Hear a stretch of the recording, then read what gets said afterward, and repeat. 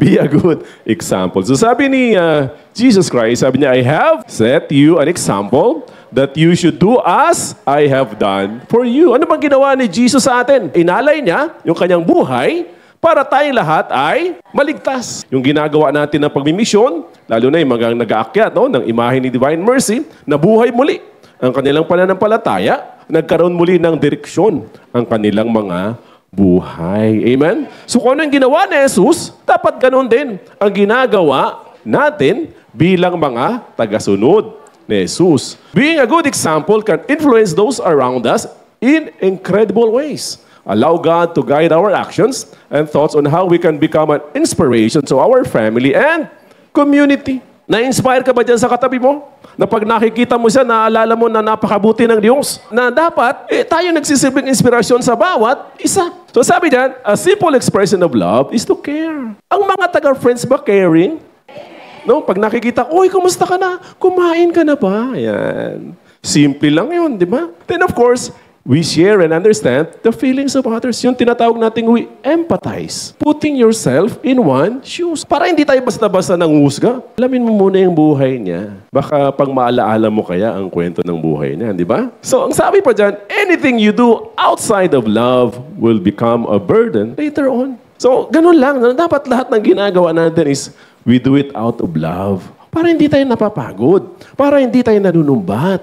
Para hindi tayo nagbibilang ng ginagawa natin. Masabi diyan, join together in following my examples, brothers and sisters, and as you have us as a model, keep your eyes on those who live as we do. Ang sabi ko nga, ang pinakamagandang legacy na iiwanan ng isang magulang, bukod sa edukasyon, yung nagiging malapit siya sa Diyos. So mahalaga yun. So ipakita lang natin kung ano yung mga natutunan natin sa ating Panginoong Jesus. So sabi diyan, let your accomplishments speak for you. Di mo naman kailangang ilitanya na, oh, ganito ako. Ganyan, ganito yung nagawa ko. Nakikita naman ng mga tao yan eh. Nakikita naman ng mga mahal nyo sa buhay yung sakripisyo nyo eh. Be humble with what you have. Not everyone will be happy with your success. Naging matagumpay ka sa buhay, magpasalamat ka sa Diyos. Huwag kang magmalaki. Huwag kang magmayabang. Kasi ang sabi dito, ang tunay na mayaban, hindi nagmamayabang. So sabi niya sa Ephesians, no? Do not let any unwholesome talk come out of your mouths, but only what is helpful for building others up according to their needs, that it may benefit those who listen. Kaya tayo dapat, wala nang mga hindi magagandang salita na lumalabas sa atin. Alam natin na nagkamali yung tao. Alam natin kung ano nagawa niyang hindi tama, pero hindi tayo para matuwa na siya ay napahamak. You can disagree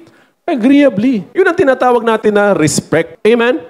Then nasabi pa dyan, arrogance is worse than hypocrisy. Arrogante. Di ba? Alam natin pag arrogante, mayabang yan. Yung mga hypocrites, medyo ano lang yan. Yung mga nagmamalinis lang. Di ba? No? Then at the same time, sabi dito, stop shaming others. Lalo na sa pamilya natin. Huwag niyong pagagalitan yung mahal niyo sa buhay in public. That's the worst thing that you will do sa mga anak niyo. Papaya yung bata. Pagtatanim ng sama ng loob sa inyo. So let your conversation be always full of grace, seasoned with salt, so that you may know how to answer everyone. May humingi na ba ng payo sa inyo po? Meron na? It's an honor. Parang iba no? Para hingan ka ng payo. God chose the ordinary. Ordinaryo lang ang pinipili ng Diyos. Di ba yung 12 disciples? Hindi niya pinipili yung mga talagang, successful na talaga. Ordinaryo lang ang pinipili ng Diyos. When God looks at us in silence, He knows what is in our heart. Yung laman ng puso natin, whether it was in Christ, nakikita ng Diyos yan. Alam ng Diyos. Sinasabi dyan, learn to see good in others. Na wala kang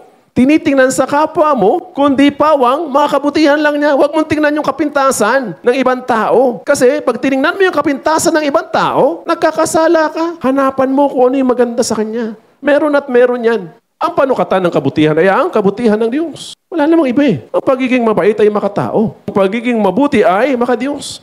Hindi lahat ng mabait ay mabuti. Pero lahat ng mabuti ay mabait. Sana mabuti tayo. Authentic goodness is a product of prayer. Yung pananalangin in silence. Sabi ni Jesus Christ, let your light shine before others, that they may see your good deeds and glorify your Father in heaven. Na dahil sa kabutihan mo, ay nagpapasalamat sila na totoong ang buhay ang Diyos dahil sa iyo. Learn to smile to people you have difficulty dealing with. You cannot change other people, but you can change your attitude towards them. Alam naman ng Diyos ang lahat. Sa Diyos mo na lang. Tapos, move forward. Amen? Panghuli, sabi niya, raise your standard. The grace of God is beyond our comprehension. Raise your standard of loving. Raise your standard of giving. Raise your standard of understanding. So lahat ng magaganda, itaas mo. Diba? So kung ganun lagi ang ating mindset, ganun lagi ating pananaw sa buhay, mas madali na ikaw ang good example of a servant leader. Amen?